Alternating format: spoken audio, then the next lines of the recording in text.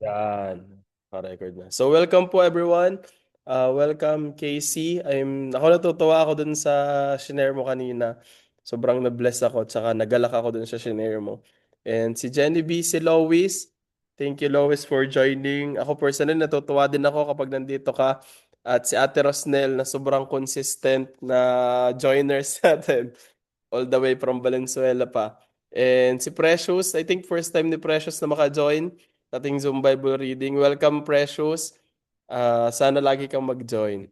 Yan. And si Tuper na aming cook dito sa bahay. So before we start, pwede pa tayong munang lahat ay tumungo. And let us close our eyes and let us pray. Thank you, Jesus, for this wonderful night that you have given us. Truly that you are great. You are merciful, O God, and Ikaw, Panginoon, ay mabuti sa aming mga buhay. Thank you for the lives of everyone that is in here. Salamat sa mga buhay nila, Panginoon, na patuloy na mayroong desire and heart, Panginoon, na matuto at mag-aral ng iyong salita. Tunay na dakila ka at tapat sa kanilang mga buhay. And Lord, I pray that you give us wisdom today. Kayo nga, Panginoon, na magbigay ng karunungan para sa bawat isa na maunawaan namin, Panginoon, ang iyong salita.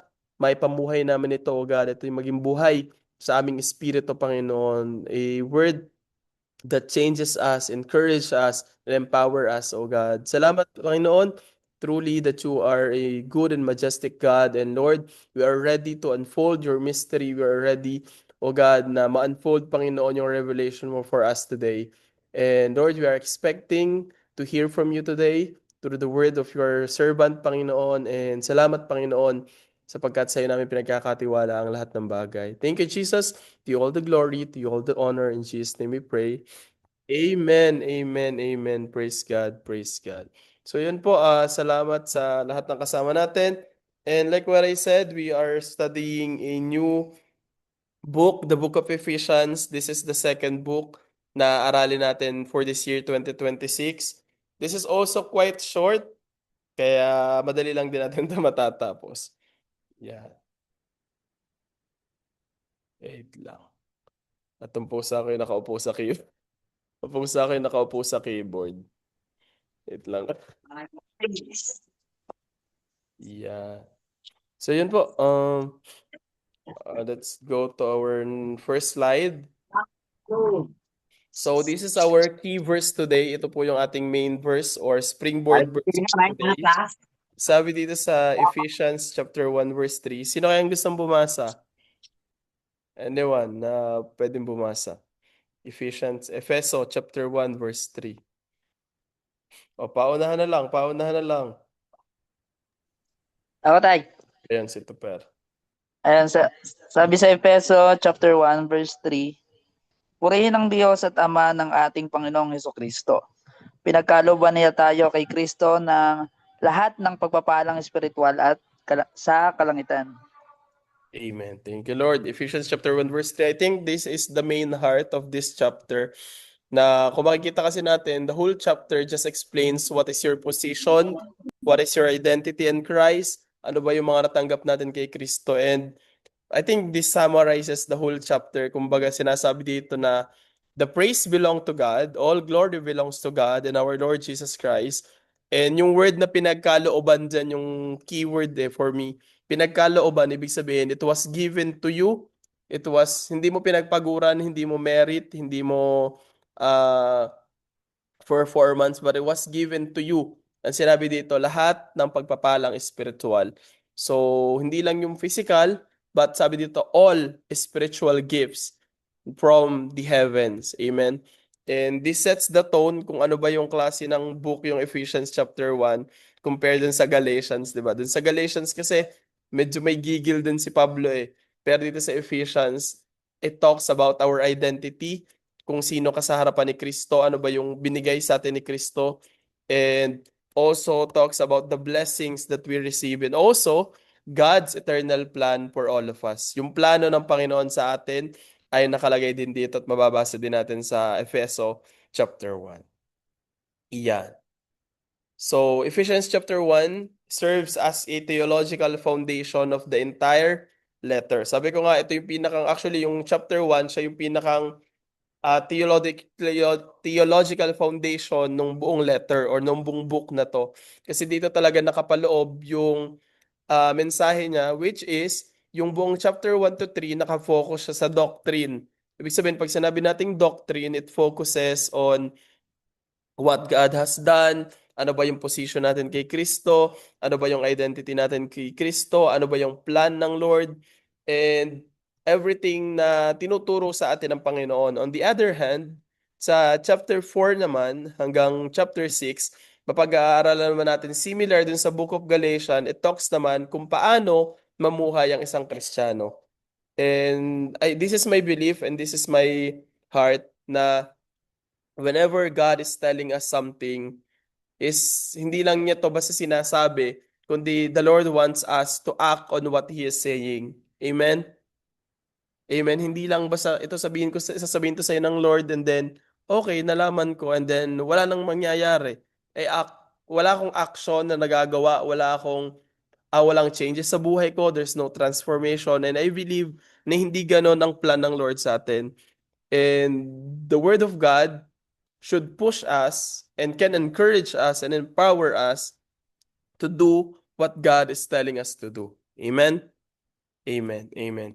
Kasi alam niyo po, ito sa mga desires talaga ng heart ko, na although it is good that we study the Word of God, it is good na pinag-aaralan natin ang salita ng Panginoon, pero it is not enough that you know it, but you know how to act on it. Amen. Amen ba? Yung mga nag-a-agree dyan sa chat, pwede bang mag-comment tayo ng Amen if you agree na ang salita ng Lord is not just for listening, hindi lang sa pakikinig, kundi we should and we must act on the Word of God. Amen. Kasi alam niyo po, kapag ang isang bagay ay you know this by knowledge or by theory, hindi po siya magkakaroon ng epekto, hindi siya magkakaroon ng tunay na transformation and changes in our life. We must act on the Word of God. Amen?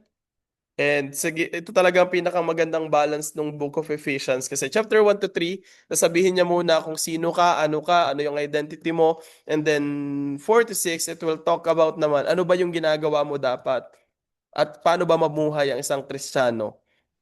Amen. So, yun yung magiging summary ng pag-aaralan natin sa Book of Ephesians. So, let's have i-cluster natin yung mga verses. Although hindi na natin may isa-isa yung mga verses, pero kinluster ko na lang sila. So, first one, yung verse 1 to 2 is greetings from Paul. The book of Ephesians is written by Paul, same with book of Galatians. And dito, hina-highlight ni Pablo kung paano ang mga believers are saints. Ikaw ay banal na sa pamagitan ng biyaya ng Panginoon and not by your own effort. So, kung narinig niyo yung verse kanina, yung word na ginamit dito is pinagkalooban or given, binigay sa atin ng Panginoon yung pagiging saints. And not by our own effort, but our faith in our Lord Jesus Christ. Hindi kagaya nung sa iba na para maging santo ka, kailangan meron kang 5 charity, o kaya ay dapat ganito lang kabaitan ang ginawa mo. No, it is not based on our performance, but it is based on the gift of grace from our Lord Jesus Christ. Amen? Amen. Amen. Yan. And then verse 3 to 14. Actually, nakakatawa tong verse 3 to 14 kasi inano ko siya, inaral ko yung Ephesians chapter 1. And alam nyo ba, di ba nakalagay kasi dito na ikaw ay chosen, ikaw ay redeemed, ikaw ay adopted, you are forgiven, you are sealed in Christ. Kung makikita mo, welcome Sister Eva, welcome Arlene. Kung makikita natin yung yung verse 13 to 14, parang punong-puno siya ng kagalakan yung verse na to and full of declaration, full of parang sinasabi niya talaga ng patong-patong ano ba yung position natin kay Kristo. And if we will study the book of yung buong chapter 1, alam niyo ba yung verse 3 hanggang 14 is just written in Greek in one sentence. Yung buong verse 3 hanggang 14, isang sentence lang siyang sinabi ni Pablo ng tuloy-tuloy. And it just talks, I think, yun yung ni Pablo, yung excitement niya and yung overflowing praise niya to share all of this because hindi lahat talaga hindi siya maliit na regalo lang. It is a big gift, it is a big na regalo at pabor na binibigay sa atin ng Panginoon because you are not just chosen, you are redeemed, you are adopted, you are forgiven, you are sealed, all because of our Lord Jesus Christ. Amen? Amen. And mamaya pa pag-aaralan natin yan, ano bang ibig sabihin ng mga yan. Next one, verse 15 to 19 naman, sabi dito, Paul prays not for things, but as for spiritual understanding. I understand na madami po tayo bilang mga tao, lahat naman tayo ay meron tayong mga pangailangan, di ba? Pero si Pablo, doon sa verse 15 hanggang 19, ang pinagfo-focusan niyang pasalamatan is hindi lang yung mga bagay na natanggap niya in physical or material things, but welcome Sister Ceres, isa po sa mga pinagfo-focusan niya dito is yung pagpapasalamat dun sa wisdom and spiritual understanding na binibigay sa kanya ng Panginoon. Kasi ako naniniwala na, hello Diana, welcome. Ako naniniwala na although yung mga material things, yung mga physical things na regalo sa atin ng Panginoon is mahalaga. Amen. Sino bang hindi gusto magkaroon ng kotse? Sino hindi gusto magkaroon ng bahay? Hindi gusto magkaroon ng pang tuition, magandang trabaho? All of these are important. Pero binibigyan ding focus dito ni Pablo kung paanong yung spiritual understanding and your spiritual wisdom is more important dun sa nakikita ng ating mga mata. Amen? Amen. And then verse 19 naman to 23, nag-focus siya dun sa authority na binibigay sa atin ng Lord and binibigay sa atin ni Jesus Christ na which is one of my favorite affirmations, one of my favorite na declaration na dinedeclare ko lagi na the same power that raised Jesus from the dead is the same spirit and the same power that is working in me. Amen? Naniniwala ba kayo doon? Amen. That the same power na nag-work para sa kapagkabuhay ng Panginoong Hesus is the same power that is in you right now. The same spirit that Jesus have, yung spirit ni Jesus, is the same spirit that you receive when you accepted Jesus Christ as your Lord and Savior. Kaya nga po, lagi nating naririnig, even Pablo, pautot niya itong sinasabi, na it is no longer I, but it is Jesus who lives in me. Pwede bang i-chat natin dyan sa ating chat box? Sabihin natin, Jesus is working in me. Yeah. Amen. Amen. And I hope na naunawaan po natin to ang Panginoong Isus ay kumikilos sa atin. Welcome Diana. Ang Panginoon ay hindi siya Diyos na static, hindi siya Diyos na walang pakialam sa iyo, but Jesus Christ is working through you araw-araw of your life. Kumikilos siya sa buhay mo. Amen. Amen. Amen. Amen. Jesus is working in me. Yeah. So now we will focus na po dun sa ating main lesson for today. So meron po tayong tatlong lessons for this book, for this chapter 1. And sino pong gustong bumasa ng ating lesson number 1? Yan, paunahan na lang.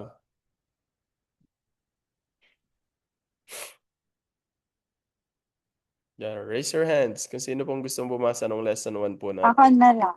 Yan, si Ate Rosnel. Thank you, Ate Rosnel. Lesson 1. We are chosen and adopted by grace. Amen. We are chosen and adopted. Pwede bang chat natin yan sa chat box? I am chosen by God. I am chosen by God. Amen.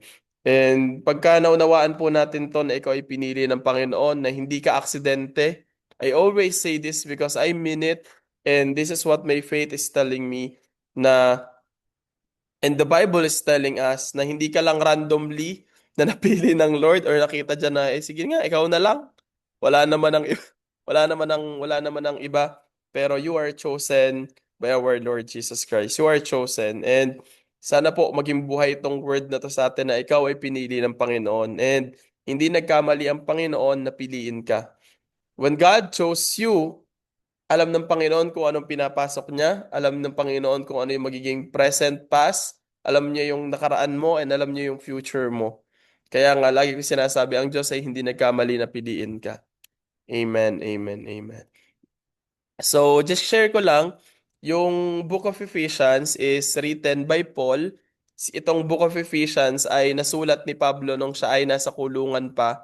Nakakulong si Pablo sa Rome and ito ay sinulat niya sa Ephesus. So basically, yung mga Ephesians is yung mga taong nakatira sa Ephesus. Okay? So ito yung time na ang mga tao ay yung Ephesus, isa siyang lugar kung saan center siya ng idol worship. Wino-worship nila dyan si Artemis. And mababasa din natin sa Acts chapter 19 na itong time na to or itong book na to was written, itong letter na to was written during that time na sila ay, yung mga taga-Ephesians, mga tao doon is deeply involved in magics and spiritual powers. Siguro yung mga nakasama natin sa Bible study natin for the book of Acts, alam nyo yan, meron yung mga nagmamagic doon, mga nagmamahika, and it was written during that time. It was written during that time na ano rin, natatakot sila kasi merong mga manifestation yung kanilang mga spiritual powers dun sa mga nasa labas. Pero ang pinakang isang sa mga ine-emphasize ng book na to is kung paanong ang Panginoong Jesus has authority above all powers. Amen? Christ's authority above all powers. And yan, sige, basahin po natin. So, lesson number 1 is we are chosen and adopted by grace. Sabi po dito sa Efeso chapter 1 verse 4 to 5, tayo'y pinili niya kay Kristo bago pa nilikha ang sanlibutan. Amen? Before the creations of the world, before magawa ang mundo, ikaw ay pinili na ng Panginoong Hesus upang tayo'y maging banal at walang kapintasan sa harapan niya. Dahil sa pag-ibig niya, tayo itinalaga niya upang maging mga anak niya sa pamamagitan ni Kristo Jesus ayon sa kanyang kalooban. And I hope you understand po kung gaano kahalaga na malaman natin tong mensahe na to ng Panginoon that you are chosen by God. And when God chose you, ang Panginoon naman sa to lang po, sabi nga niya, kahit sa Bible, we can see na hindi naman ang Panginoon pumunta rito para sa mga magagaling, sa mga masisipag, sa matatalino, sa malalakas. Kasi the same way na ang isang doktor ay nandyan para pagalingin ng may mga sakit, it is the same way that God ang Panginoong Hesus ay pumunta mula sa langit, papunta dito sa lupa upang iligtas naman lahat tayong mga makasalanan. Amen? Na ang Diyos ay nandyan at pinili ka hindi based sa yung performance, but God chose you because He loves you. Amen? And alam niyo ba, yung word na adoption dito, hindi lang siya basta, ay, yan na lang, bahala na yan si ano.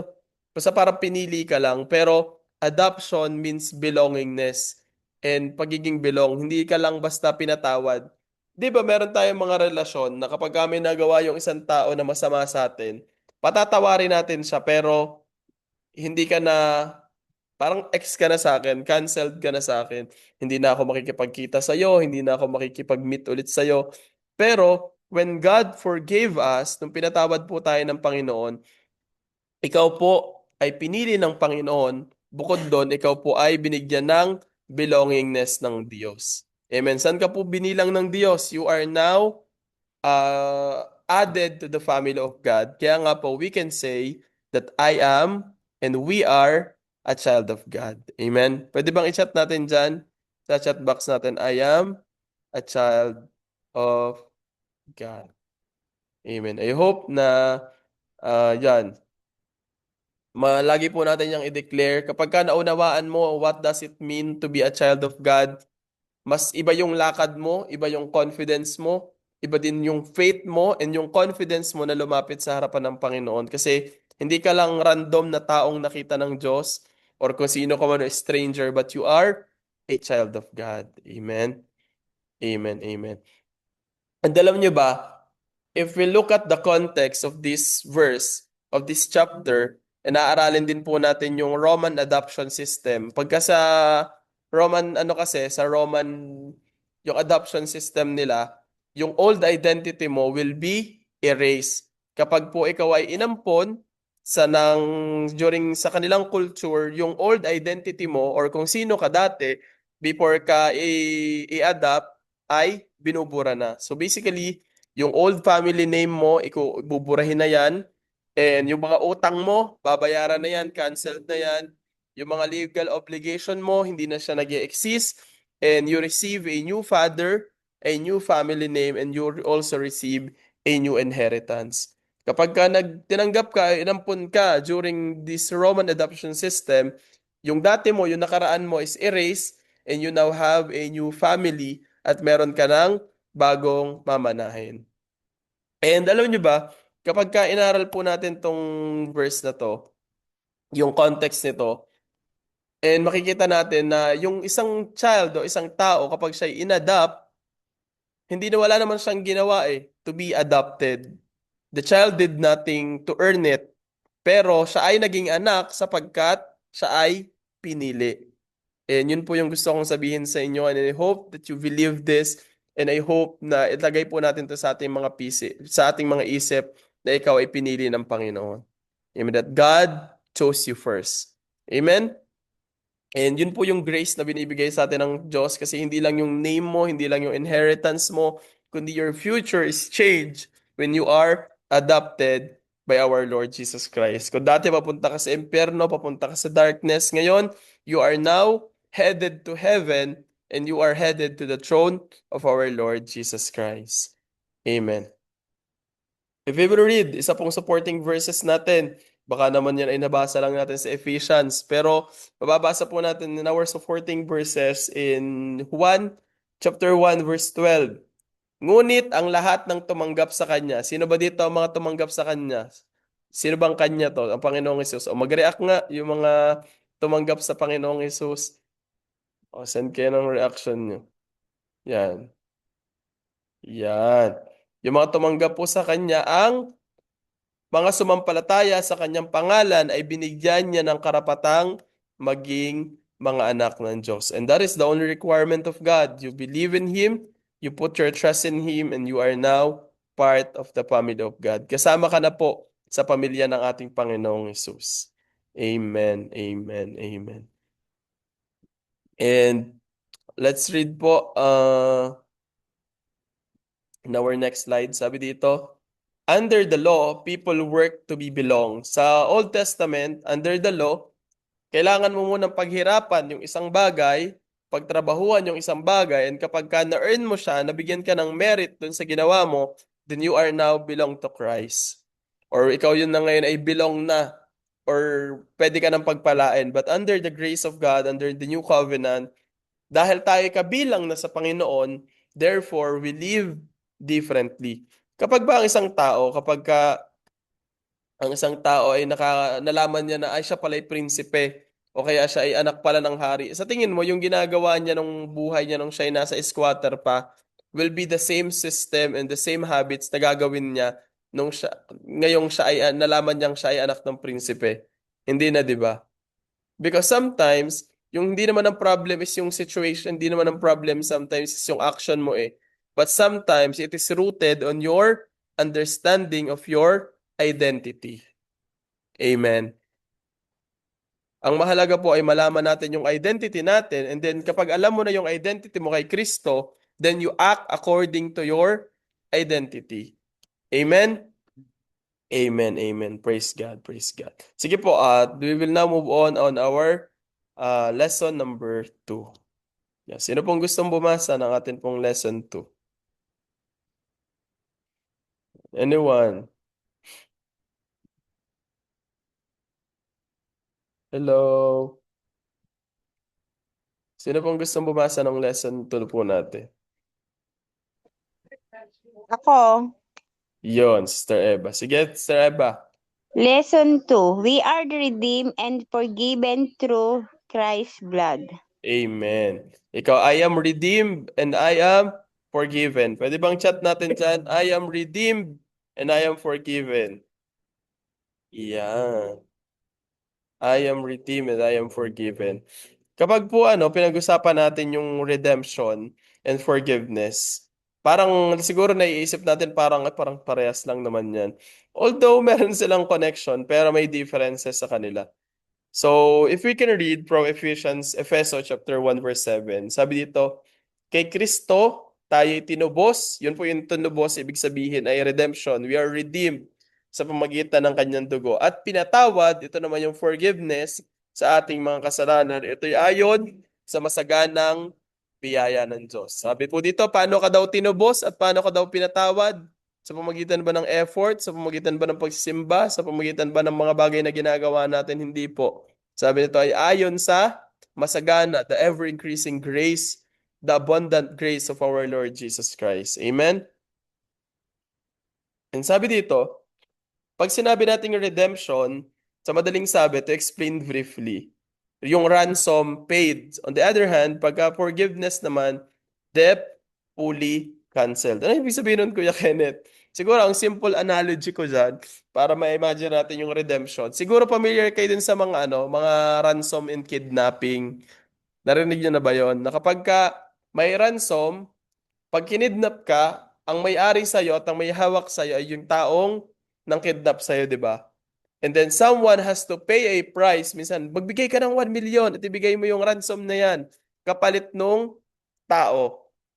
So, ganun siya, yung redemption. Dati, we are under the hands of Satan. Tayo ay nasa ilalim ng kanyang kamay. Tayo ay nasa slave tayo ng kasalanan, slave tayo ng darkness. Pero, ang Panginoong Hesus, yung nagbayad nung ransom natin, now, you are transported, na-redeem ka from darkness to light, to sin, to holiness, to unrighteousness, to righteousness, sa pamagitan po ng pagbabayad ng Panginoon. So, you are now redeemed. Naunawaan po, ikaw ay tinubos. Yung isa pang example niyan is kapag nagsangla ka ng alahas, yung alahas na yon, kapag ka binigay mo dun sa mag-aalahas, although say talaga yon, pero tumanggap ka ng pera, ang magmayari na nun muna ay yung pawn shop. Pero para ma-redeem mo siya, para siya ay matubos, kailangan may magbayad nun. And Jesus paid the full price para po tayo ay ma-redeem. On the other hand naman, yung forgiveness naman, usually, ito po ay ginagamit sa mga financial o sa bangko. Pag sinabi natin yung forgiveness, ito naman ay minsan tumutukoy sa parang sa utang. May utang kang ganito and then someone would have to pay for it. Kuya, kaya natanong ka na ibahan nung grace tsaka nung mercy dito sa context na to. Pag mercy, pag sinabing binigyan ka ng mercy, ibig sabihin bibigyan ka lang ng pagkakataon na magbayad ng delay. That is mercy. Pag sinabi naman natin grace, ikaw naman ay, imbes na ikaw yung magbayad ng utang mo, ikaw magbayad ng utang mo sa bangko, someone paid for your debt. Kaya nga ikaw ngayon ay wala ka ng utang. Because someone, Jesus Christ, paid for it. Amen? And we can read that from our supporting verse, sabi sa Colossians chapter 1 verse 14. Sa pamagitan niya, tayo'y pinalaya at pinatawad sa ating mga kasalanan. Amen? And I hope na ikaw po ay masaya at galak. Actually, kung makikita natin sa Bible, sabi, happy is the one who knows that his sins are forgiven. Ang isang taong pinatawad ay masaya. Amen?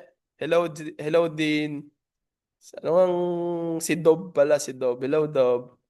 Yan, din na eh. Nakita ko kasi naka-formal. Yan, si Dob. Welcome, Dob. Next one na po, last lesson na natin, number 3. Sino pong gustong bumasa? Lesson 3 na tayo. Paunahan na lang po. Yan. Anyone? One. Nakakatay. Ayan, si Tupper. And lesson 3, we are sealed and empowered by God's power. Amen. Amen. Yeah. We are sealed and empowered by God's power. Basahin muna natin yung ating key verse.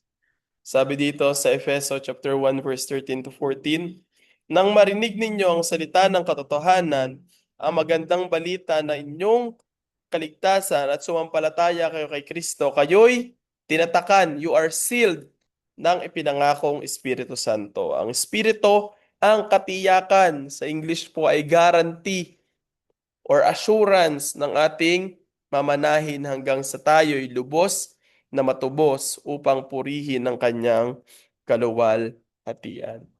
Yan. Explain din natin kung ano ang pinagkaiba nung sealed saka guaranteed. Yan. Wala. Ayan. Pag sinabi po nating sealed, ikaw ay tinatakan, ibig sabihin, you have God's ownership to you. Sigba pagka isang product o yung isang bagay, malalaman mo kung sinong may-ari niyan kapag ka meron siyang tatak. 'Di ba? Kunwari, nakita mo ay mayonnaise, na itong mayonnaise na to may tatak siyang, kunwari Lady's Choice. Malalaman mo na pag may-ari siya ng Lady's Choice. The same way, sinabi dito na ang atin pong seal actually, kung mababasa natin, ay yung banal na espiritu. Kapag dumating po ang Panginoong Hesus and when God look at us, ang titingnan po sa atin ng Panginoon ay hindi yung dami ng mabuti mong ginawa, dami ng kasalanan mong nagawa, dami ng beses kang sumimba, dami ng beses na ikaw ay nag-Bible study, kundi ang tinitingnan niya is, do you have the seal of the Holy Spirit in you? Naunawaan po. Para ba siyang magnet na parang hindi niya titingnan kung ikaw ba ay lupa, kung ikaw ay bakal. Ang tinitingnan niya lang, ano ba yung laman mo? Kapag ka ikaw ay magnet din, ma-attract yung isa pang magnet sa'yo. The same way, ang atin pong seal, ang atin pong pagkakakilanlan, ang atin pong tatak, ay kung ikaw ay may banal na espiritu. And sinabi doon, na when we accepted Jesus Christ, sabi sa scripture, kapag tinanggap natin ang Panginoong Hesukristo, is natanggap din natin yung banal na espiritu.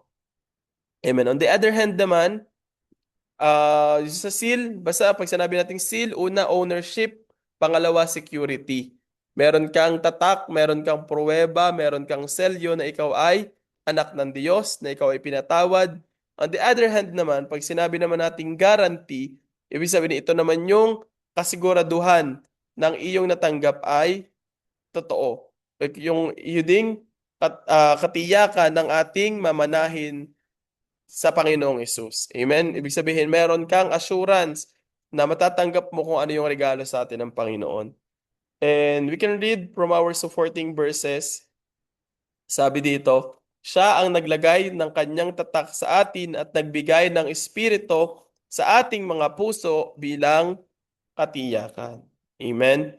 And alam niyo po, ang kaaway, ang demonyo, lagi kanyang gagawa ng paraan para, guluhin ka, guluhin ang iyong isip, magbigay ng kaguluhan sa iyo na hindi ka naman ligtas, hindi ka sure kung ligtas ka ba talaga, or kung anak ka ba talaga ng Diyos. The question is this, pagka nalilito ka, ang question po ay simple lang, ang tanong lang ay, tinanggap mo ba ang Panginoong Hesukristo? Nananampalataya ka ba na siya ang Diyos at tagapagligtas?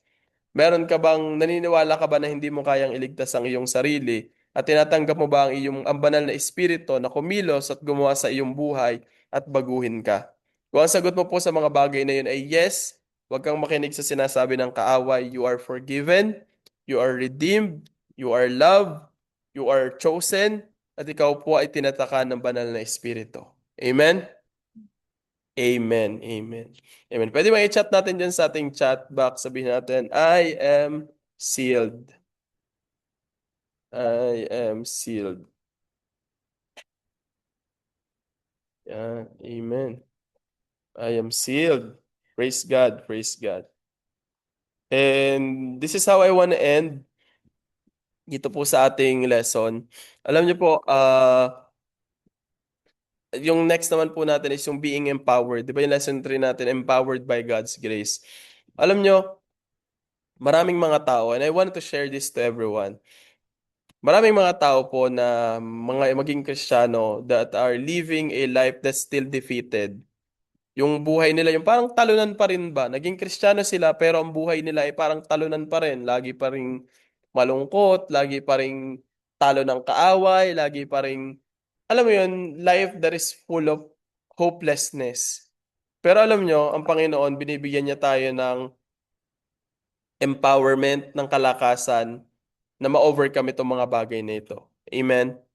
And I hope that you always remind yourself and I hope na palagi tayong mag-abide sa Panginoon, lumapit sa Panginoon, humingi ng tulong sa Panginoon because truly that apart from God, we can do nothing.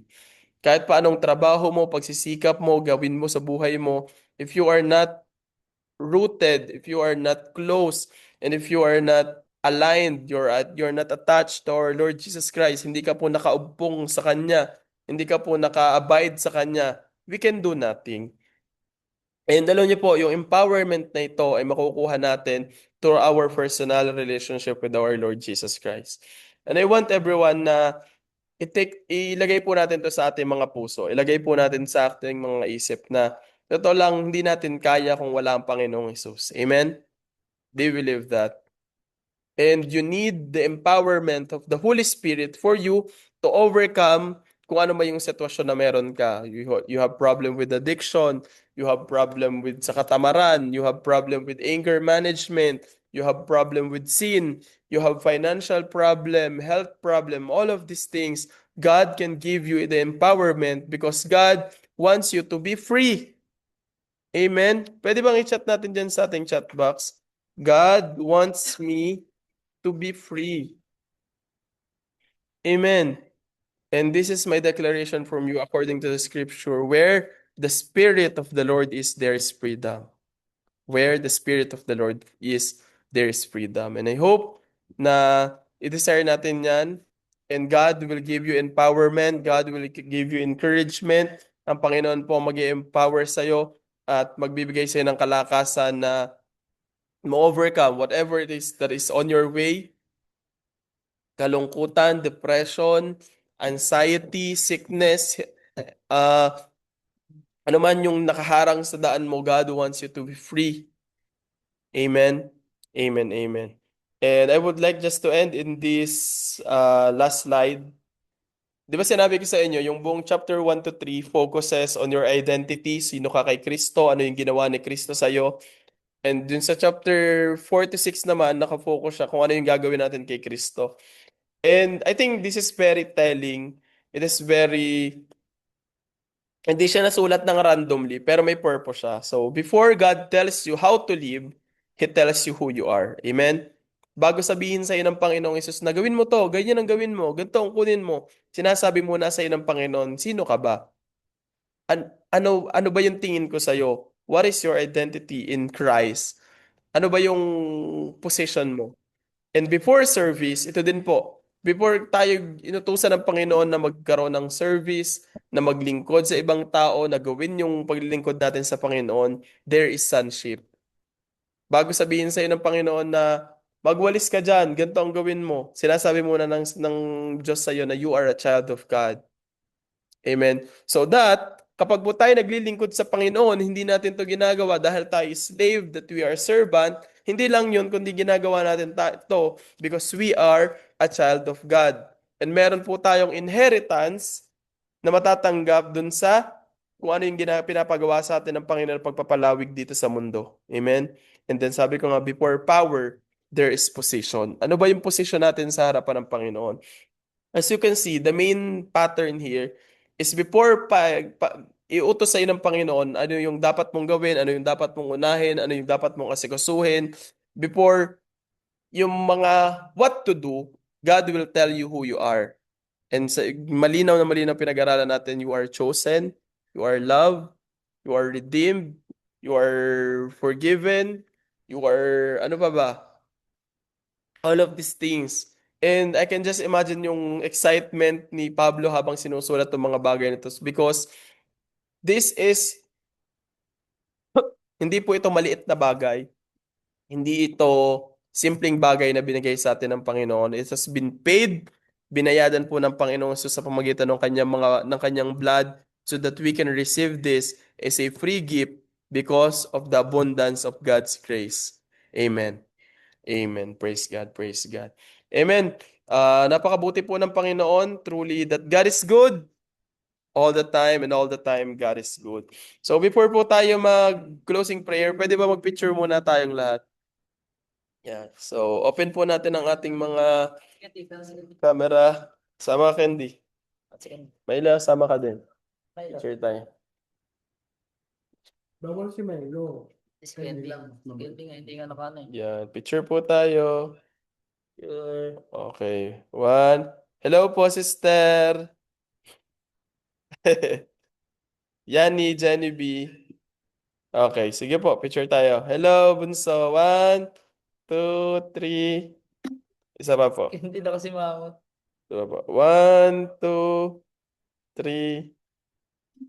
Yun. Chapter 1, nakaganon po, naka 1. 1, 2, 3. Yan.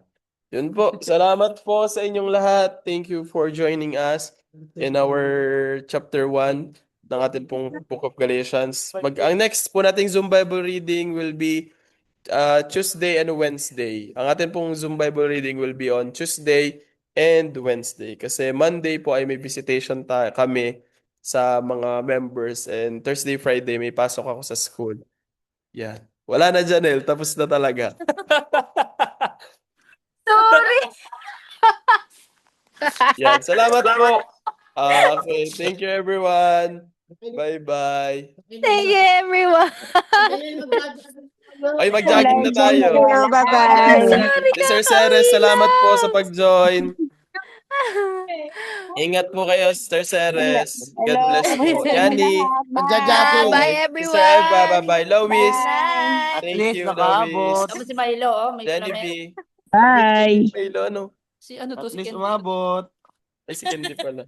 Hello, bye-bye. Bye-bye, Bye. precious sister. Bye-bye. Thank you sa pag-join po. Bye-bye. Sa tayo. See you po sa Sabado. Bye-bye.